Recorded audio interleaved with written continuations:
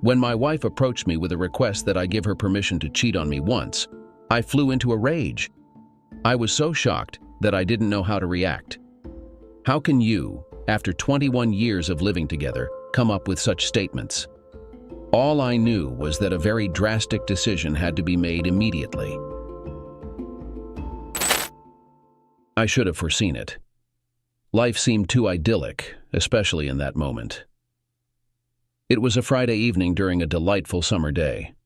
My Corona was refreshingly cold as it glided down my throat. The Cubs were dominating the Cardinals on the large screen, leading 7-2 in the fifth inning. My loyal German Shepherd, Rice, was nestled beside my lazy boy, mostly asleep, only stirring slightly when I cheered for the Cubs' success. Apart from the television and my sporadic bursts of excitement, the house was serene. My wife of 21 years, Tracy, was visiting a neighbor, while my 18-year-old son and 17-year-old daughter were both spending the night at friends' homes. It was just me, the dog, the cubbies, and a case of Corona in the fridge. Oh, and some limes.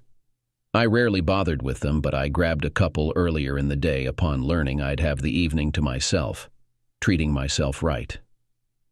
I heard the front screen door open and close, assuming it was my wife returning from visiting her longtime friend, Lisa. Although I heard movement in the front of the house, I noticed she didn't greet me as usual, which struck me as odd. However, my attention shifted when Cubs manager David Ross made a controversial decision, leading me to erupt in anger and once again disturb the dog. It took at least 5 minutes before Tracy finally entered the family room. She seemed contemplative, perhaps anxious. Instead of coming over for our customary kiss, she sat on the edge of the sofa beside my chair. While keeping one eye on her, I continued to follow the game with the other. "Can we talk for a minute, Bob?" she asked, her voice barely audible over the television. Her words grabbed my full attention. "Of course, Blondie," I replied. I observed a faint layer of perspiration on her forehead and noticed her breathing was irregular. I pondered whether someone we knew was unwell or had passed away. "Could you turn off the TV, Bob?" she requested, her fists clenching and unclenching. Turning off the TV during a Cubs game? She understood the significance of her request. It had to be something serious, not just illness, but death. A sense of unease settled in my stomach. I reached for the remote and silenced the television. "What's wrong, honey? You don't seem well. Has someone passed away?" I inquired. "Oh God, no. Nobody has died," she responded quickly. "It's just that this is incredibly important to me and I need to ensure you're fully attentive." I nodded silently, my mind swamped with troubling thoughts. We locked eyes for what felt like an eternity. Fear was evident in her gaze, along with something else, perhaps anger. "You know I love you completely, and I would never betray you, never be unfaithful with another man, right?" This wasn't the question I had anticipated. Suddenly, the dinner I had earlier in the evening and the 2 beers I drank during the game seemed to be threatening to resurface, right there on the family room floor. I nodded silently once more. "I'm 45, Bob. Besides you, I've only been with one other man in my entire life," she began. "I still turn heads. My friends even call me a hot MILF. I want to be with another man just once, to experience the excitement of someone new, someone different, before we grow old together." What in the world? I remained motionless I couldn't discern how long. It was as though a rushing train whizzed by my ears. "No, no, absolutely not," I shouted as I leaped from my seat. "This won't happen while I'm still breathing." She observed me with wide eyes as I paced to and fro. It felt like a terrible dream. Perhaps I had dozed off in my chair and entered into a nightmare. "This isn't about you and me, Bob. It's about me. My personal needs, transcending you and our family," she asserted, her voice gaining strength with each word. "I believe I've been a devoted wife and mother all these years. I've always prioritized the family, but now just this once I need to do something for myself. I need to feel like a confident, desirable woman in control of her life. Do you not feel desirable with me? I inquired, realizing I sounded pathetic. I express my love for you constantly. I believe I consistently make you feel desired. I still crave you, and I don't think I'm subtle about it. You do, and I appreciate that, but this is about something else. I still crave validation for my ego. From men other than you, Bob. It's gratifying to be noticed by other men. It's exhilarating to imagine that another man desires me in that way. Doesn't it make you feel good when you catch a woman looking at you or flirting with you? I'm not unlike anyone else. I enjoy being looked at, desired. And after all this time, I desire, no, more than that.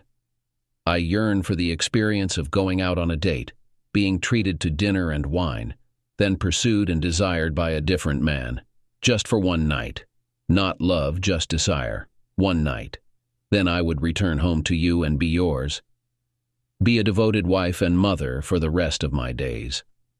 You're far from just a devoted wife and mother to me, Blondie, I countered. You're my everything. I can't bear the thought of you being with another man. I refuse to let you go to another man. You keep saying you love me. Why not demonstrate your love by granting me this? I know it's a lot to ask, perhaps the biggest ask. And it would mean everything to me if you were to allow it, she insisted. No, it would be the ultimate foolishness for me to agree to that. If you truly loved me, you wouldn't have even brought it up, I replied. Haven't I been a decent husband to you and a good father to our children? Shouldn't that earn me some leeway too? But you had so many more partners than I did before we got married. I'm just trying to level the playing field a bit, she reasoned. Actually, we never discussed numbers before we got married. All we really talked about was our mutual belief in fidelity after marriage. And just so you know, I've only been intimate with 4 women in my life, including you, so it's not exactly a long list, I explained. Oh, I always assumed you had much more experience than me, she admitted. You seem to know so much more than I do. I've done a lot of reading on the subject. I want to make you happy in every way I can. So you're still firmly against it then? She inquired. Not only am I firmly against it, but I'll be contacting a lawyer first thing Monday morning to begin divorce proceedings, I declared, noting the shock on her face. But, she stuttered. I understand this must have been difficult for you to ask for, which tells me you're serious about it. That also tells me you won't give up easily, I said. It means you might eventually try to do it behind my back. I no longer trust you not to. Unless you've already done so, and this is just a way to seek permission after the fact. No, I swear I haven't been with anyone else. I promised I wouldn't cheat on you, and I meant it, she pleaded. But now that I know you want to, you might see it as not cheating since you've asked, I stated, locking eyes with her. Her avoidance of eye contact conveyed all the information I needed. Are you really willing to tear apart our family even though I haven't done anything yet? She questioned, her voice hoarse. If you've mustered the courage to ask, it suggests you've been contemplating this for a while. And that indicates you already have someone in mind. Perhaps he's been involved in the planning too. Lunches, dinners. Emotionally, you've already betrayed me. By the way, who is he? I inquired. I didn't have anyone specific in mind, she replied, her gaze fixed on a spot on the wall behind me. The silence stretched for about 15 seconds as I bore into her with my stare. She flushed crimson when she met my eyes, registering my disbelief. You don't need to know, Bob, she murmured. Technically, no, I don't. But I'm curious about the man who's dismantling what I thought was a strong marriage. You can tell me, or I can reach out to all your close friends, your boss, and every coworker, I threatened. Her jaw dropped in astonishment. You wouldn't, she began. Wouldn't I? What do I have left to lose? My life's already in shambles, my marriage shattered. A little embarrassment hardly matters to me. What about my embarrassment? She exclaimed. I shrugged and made an effort to conceal my smile. What's your name? I inquired sternly. Dan Wilson, she responded softly. Please, Bob, don't harm him. I make no promises. I reached for the remote and resumed the game. She huffed, holding back tears, got up from the couch and headed upstairs to our bedroom. I sat glued to the Cubs game, but my mind was elsewhere. I couldn't recall what aired on TV afterward, but I remained in front of the screen for at least another 2 hours. Despite my efforts to conceal my emotions from my wife, the truth was I felt utterly devastated. I had no inkling that she was contemplating being unfaithful. Looking back, I realize I should have noticed signs of her discontent with me or our life together. Over the past 3 months, Tracy had grown increasingly distant not only from me but also from our children. In fact, it was our daughter, Sherry, who first observed it, asking if Tracy and I had been in some sort of disagreement. The closeness between us seemed to have diminished, I observed. Our frequency of sexual intimacy, which used to be 2 or 3 times a week, had decreased to once every other week, despite my efforts. I began to wonder if she might be experiencing some early changes. Furthermore, there were instances of her taking phone calls outside of the room, which was a new behavior, along with nearly constant late-night texting. When I asked about it, she attributed it to Lisa, who supposedly was dealing with issues in her marriage with Jerry. This intrigued me because Jerry and Lisa lived just 3 doors down from us, and I had no idea they were encountering any problems. Over the weekend, I dedicated considerable thought to my available choices. I informed Tracy of my intention to initiate divorce proceedings promptly, but before doing so, I needed to thoroughly evaluate every aspect of my marriage and family. It wasn't difficult to comprehend why other men might be attracted to Tracy. I first met her when we were both 21, and even at 45 she had only gained 10 pounds, despite having 2 children. Her attractive figure, complemented by ample breasts and a firm buttocks, along with her youthful appearance, made her seem closer to 35. I often pondered how I ended up with Tracy, considering she was clearly out of my league. Although I'm not unattractive, standing at 5'11" and weighing 175 pounds, men like me don't typically end up with someone who was the prom queen just 3 years prior in high school. Our paths crossed in an astronomy class at Purdue University during our junior year. While I was taking it for enjoyment, Tracy needed it to fulfill her science requirement. Being somewhat of a geek, I was more than willing to assist her in passing the class, knowing that science wasn't her forte. As the first semester drew to a close, we found ourselves studying in my dorm room when Tracy suddenly leaned in and kissed me passionately. I reciprocated the kiss with equal intensity. "Damn, for most of the semester I thought you were gay," Tracy remarked after we broke the kiss. "No matter what I did, you never seemed interested." I was definitely interested, but I had no clue it was mutual. "I was just trying my best not to drool over you," I replied. We immediately entered into an exclusive relationship. My bed experience was limited, but it seemed to be even more important to her, as she never complained and seemed to enjoy everything I tried in bed, thanks to my extensive reading on the subject. While my peers were interested in adult films, I studied the depicted actions. This knowledge proved useful to Tracy from the very beginning. During our second love act, I was able to make her lose consciousness with my language technique.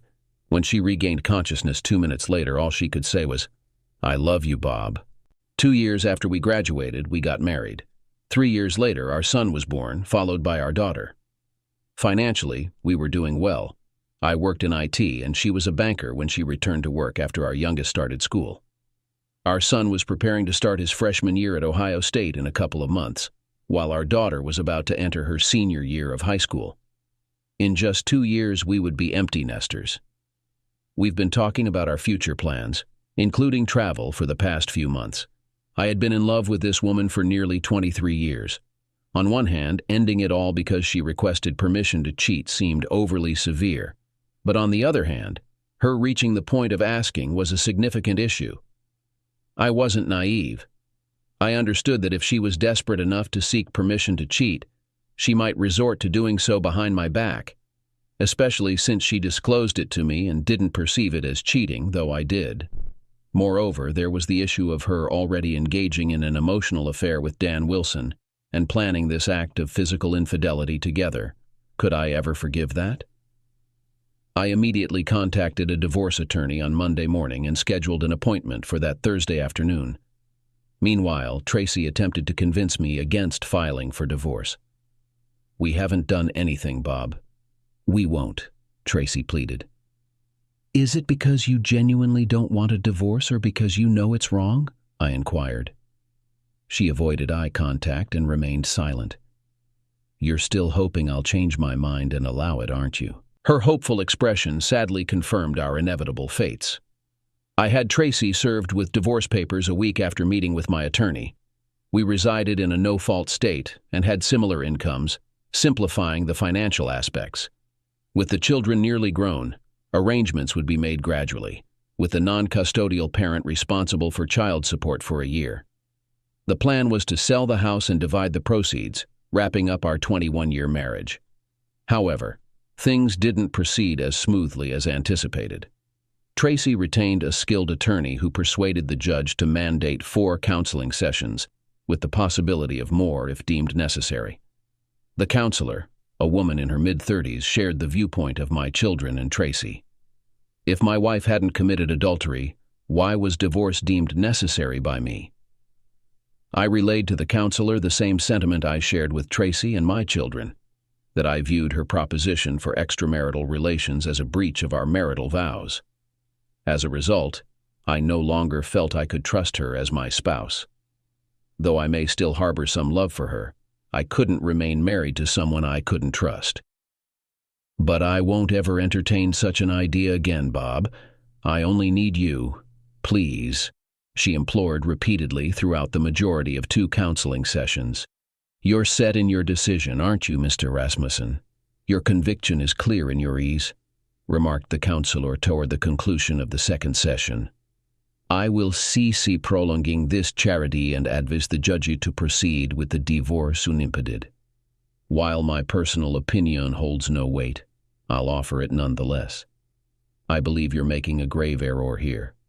Your wife hasn't engaged in infidelity, at least not physically, so it appears that marriage counseling would be welcome to salvage your long-standing relationship. Your wife appears willing to make any concessions necessary to preserve your marriage and your family. I admit I grimaced and sighed. My affection for Tracy runs deep. This decision wasn't made lightly. Dr. Baker, there's a disparity in our perspectives. You labeled it a concession, but I don't see her commitment to fidelity as such. It's about honoring the vows we exchanged 21 years ago, vows she conspired to violate with another man, I clarified. The news of our divorce sent my in-laws into a frenzy. The day after Tracy informed them, my mother-in-law phoned me and launched into a tirade, hurling insults for a solid 15 minutes without pause, starting the moment I answered. My father-in-law, usually the voice of reason, wrested the phone from her midst her continued shouting. She never even betrayed you and you're ending it after 21 years? Are you out of your mind, Bob? He bellowed. I recounted the sequence of events to him, and throughout, I could discern his stifled reactions. Occasionally, he would interject with a subdued, "Really?" before I resumed. By the end of our conversation, he appeared diminished in spirit. With a final apology, he quietly ended the call. The following week, I relocated to a nearby 2-bedroom apartment. While my daughter chose to remain with my wife until she started college the following year, I thought the extra room might prove useful if either of the kids wanted to stay over. Despite understanding my reasons for divorcing their mother, both children were upset with me. A few days after moving into my new place, I had a cordial phone chat with my neighbor Jerry. I let him know that his wife Lisa seemed to have played a role in my wife's plans with Dan Wilson, and Tracy had mentioned that there were issues between Jerry and Lisa. I assured Jerry that I didn't suspect him of being involved in the breakdown of my marriage, but it seemed like Lisa might have had a hand in it. Given Lisa's closeness to Tracy, I couldn't help but wonder if she was also arranging something with another man. "Oh, damn," Jerry muttered on the phone. "So you're saying I might be in trouble too? Does your lawyer offer group discounts?" The rise of social media has its pros and cons. For me, a positive was that I could gather plenty of information about Dan Wilson without needing a private investigator, saving me a lot of money. Wilson, a colleague of Lisa's, had moved to our local office from Cleveland around 6 months before my marriage fell apart. He had a beautiful fiancée who was still looking for work in our city, so he frequently traveled back to see her on weekends. It seemed he was trying to arrange something with my wife for when he was in town, so he could have a warm welcome in both places. I wondered if Tracy was even aware of Wilson's fiancée. That was all in the past now, except for the call I made to Wilson's fiancée. Soon after, I received word from several sources that Dan's wedding had been called off. His fiancée expressed that he was free to be with his old lady full-time. Did I mention that his fiancée was the daughter of a very wealthy man? 2 weeks before my divorce was finalized marked my 22nd anniversary with Tracy. I couldn't deny the pain of what I had lost, but as I sat in front of my Swanson TV dinner, the more convinced I became that I was making the right choice for myself. Remaining married would have meant a lifetime of suspicion and searching for signs of her infidelity. I was certain, deep down, that she would inevitably find a way to betray me. She couldn't stand losing and would view not getting her way as a defeat that needed correcting. I took a sip of single malt and retired to bed by 10 p.m. Happy anniversary to me. At about 1 o'clock in the morning, my phone rang, and I realized that my future ex-wife was calling. At first, I wanted to transfer the call to voicemail, but decided to answer because I was already awake. She was moaning and breathing heavily, clearly in the midst of lovemaking. Familiar with these sounds, I knew she wasn't faking it. Despite wanting to hang up, I found I couldn't move while listening to Tracy encouraging her partner, presumably Wilson. I stayed on the line for another 2 minutes, long enough to hear them finish. I wished I had a landline phone so she could hear the phone clap. All my doubts about our impending divorce disappeared at that moment. Following the advice of my lawyer, I had developed a habit of recording all conversations with my wife. As I sat there, my nerves on edge, I dialed my in-law's number. When my father-in-law answered, I played back the 3-minute recording for him before ending the call. I was confident there would be no repeat performances of that unpleasant exchange in the future. Unlike my wife, I didn't seek solace in the company of others until after the divorce was finalized. Even then, it was over a year before I took another woman to bed. Admittedly, my social life suffered. It had been 24 years since my last date, and with no intention of dating again, I hadn't kept up with the scene. That turned out to be a grave mistake, as the dating world had evolved rapidly, leaving me behind. I acknowledged that part of my hesitation to date stemmed from fear. I dreaded the possibility of another emotional blow. I had loved Tracy deeply, and her betrayal blindsided me completely, without even a hint of warning. One noticeable change I observed since my last stint in the dating world was the shift in women's attitudes. Back then, it was typically one-sided. The man took the lead, choosing who to pursue, asking them out, planning the date, and footing the bill. Nowadays, it seems like women are taking on more assertive roles in dating, sometimes initiating the pursuit themselves and having opinions on how the date should unfold. They even occasionally contribute financially.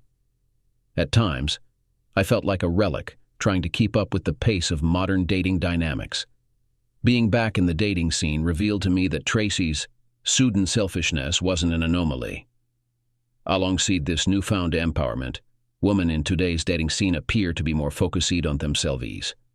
Many prioritize their own desirees, sometimes at the expense of their partners. It's a me-first mentality that I've encountered all too frequently, and it's a recent development that I've witnessed firsthand. I will not complain about the physical side of intimacy with a 20-year-old woman.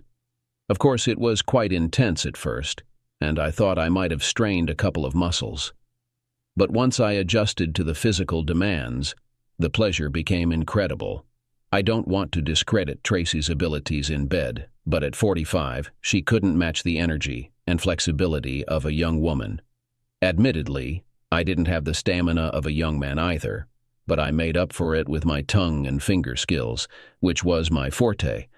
However, I was not only interested in younger partners. I've had women between the ages of 25 and 55. I can say that I am open to all ages. However, I usually gravitated towards the women of my age with whom I felt most comfortable. After enduring a challenging week, I concluded a meeting with a new client situated on the distant side of town. Still dressed in my business suit, I decided to make a pit stop at the bar of a posh hotel restaurant. Perched on a tall stool, I ordered a shot of Glenmorangie single malt. It was around 7 o'clock when I arrived, and approximately an hour later, a lively group of women from a bachelorette party claimed a cluster of reserved tables. Their group comprised roughly 15 individuals, and they were exuding quite a bit of energy. Intrigued, I opted to stay a while longer, enjoying the spectacle, and ordered a meal to be served at the bar. Predictably, the bride-to-be commanded the spotlight, a fetching young woman of approximately 25 years old, with cascading light brown locks and expressive brown eyes. Admittedly, I have a soft spot for long hair, so I found myself captivated by her, focusing on her for several minutes before diverting my attention to the rest of the party. It was then that I noticed her counterpart, a woman I estimated to be around 40 years old. Judging by her demeanor, she appeared to be the designated chaperone for the evening, the older guardian brought along to oversee the antics of both the innocent and not-so-innocent younger attendees. Upon first observation, she appeared somewhat restless in her mid-thigh-length black skirt, which appeared to be creeping up her legs as she sat. She attempted to readjust it several times in the initial moments, albeit unsuccessfully. I couldn't help but smile inwardly.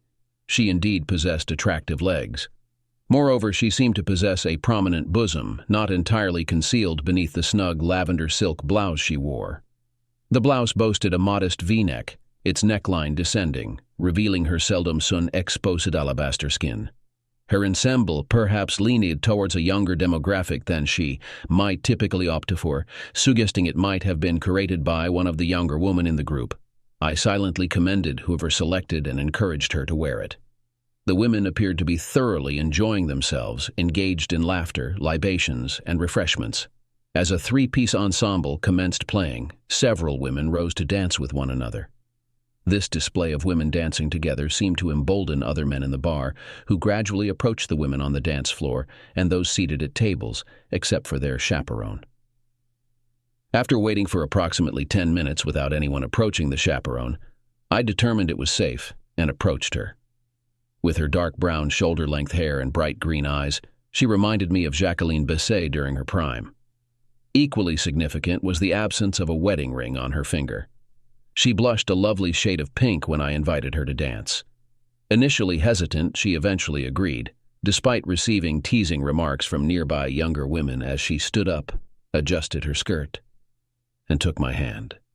The first two dances were lively, and I silently thanked my ex-wife for insisting I learn how to dance.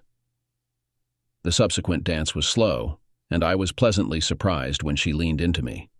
Her hair carried the scent of white shoulders, which amused me as it's not typically favored by younger women. We engaged in conversation as we moved across the dance floor. I learned her name was Kathleen Franks. She was the bride's aunt, and she served as the group's chaperone.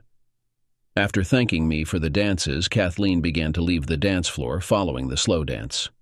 However, I held onto her hand and invited her to join me at the bar.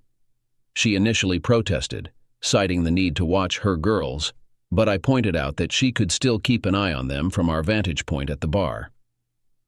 We observed the younger women and engaged in conversation.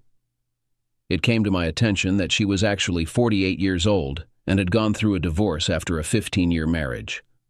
She shared with me that her ex-husband, a wealthy man, had replaced her with a younger wife who was 27 at the time of their marriage 3 years ago. She also mentioned that her attire was chosen by her niece, the bride, and she felt it was a bit youthful for her usual conservative style. I expressed my opinion that her outfit suited her perfectly, and I may have indulged in some flattery when I praised her attractive heels. Over the years, I had learned that women often appreciated compliments on their shoes. "Do you think I look out of place in this outfit?" she asked innocently.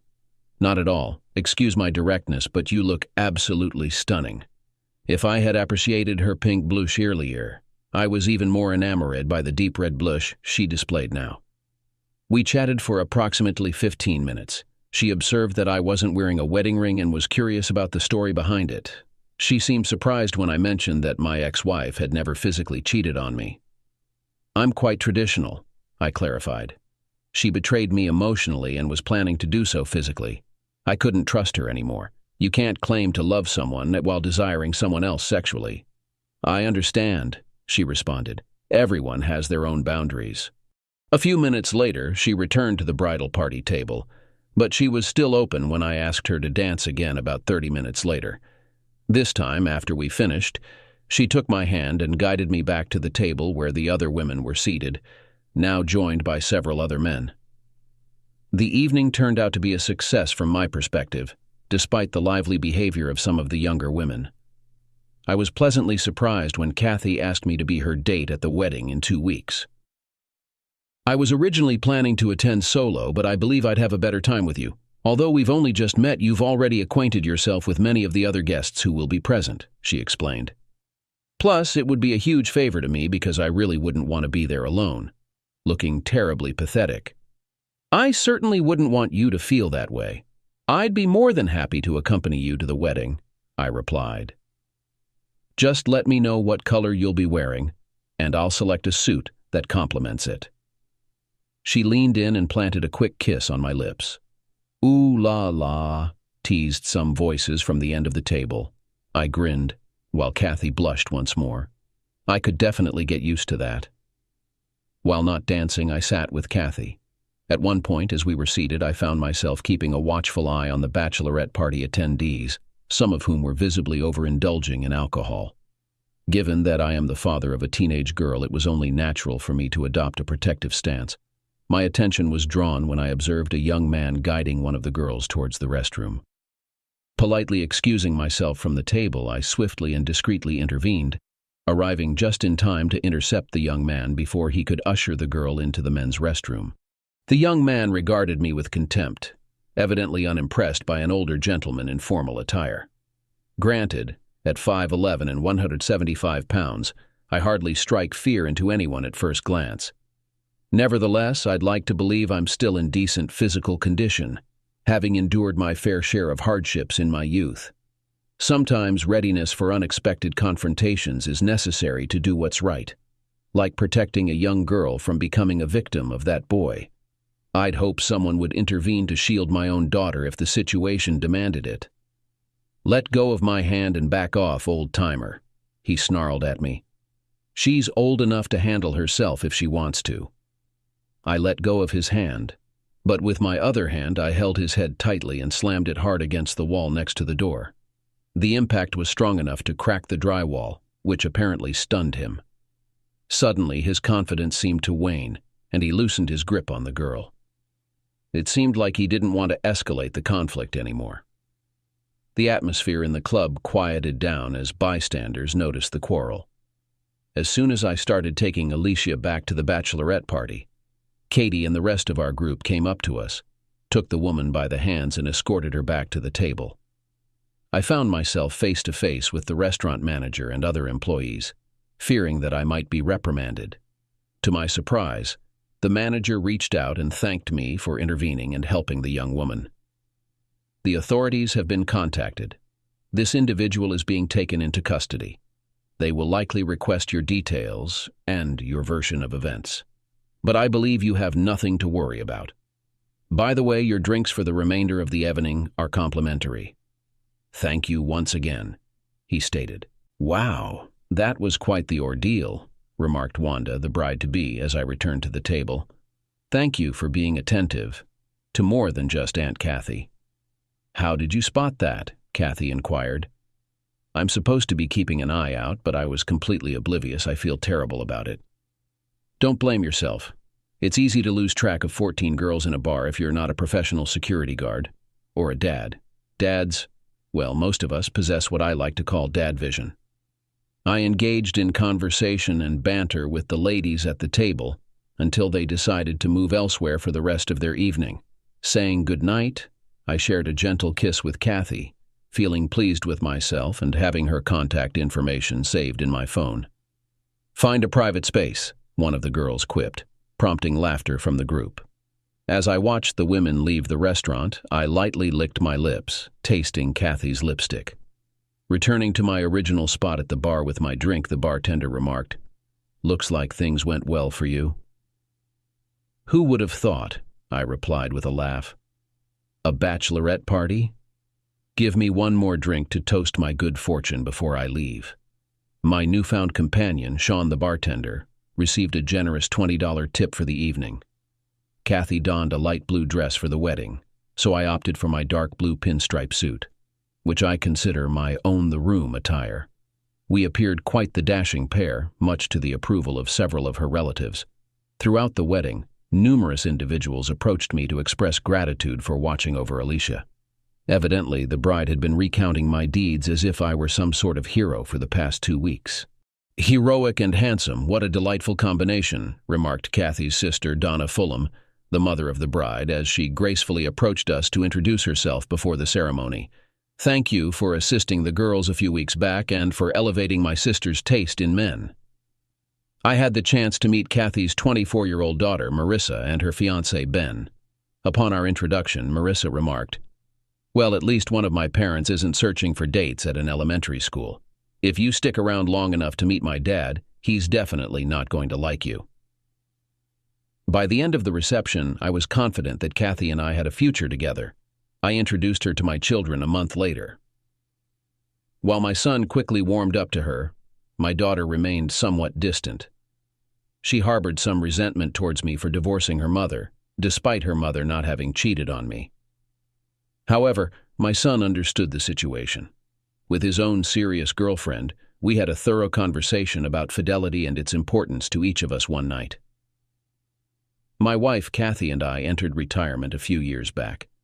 To mark our 25th anniversary, we embarked on an Alaskan cruise. Using a daily Cialis and Astroglide, we engage in intimacy every morning before starting our day. At our stage in life, it's more about fostering a connection than purely physical intimacy. All 3 of our children have tied the knot and are thriving, blessing us with a total of 6 grandchildren. I've only had occasional conversations with my ex-wife since our divorce, mostly during our children's weddings and holiday gatherings. She's since remarried and divorced again, often attributing her circumstances to me. I never strayed during our marriage, she often asserts to our children. Some individuals simply fail to comprehend. That's the end of the story. Write your opinion in the comments about this story. It will be interesting for us to read it. Also, do not forget to like and subscribe to our channel so as not to miss new, equally interesting and exciting stories. Good luck!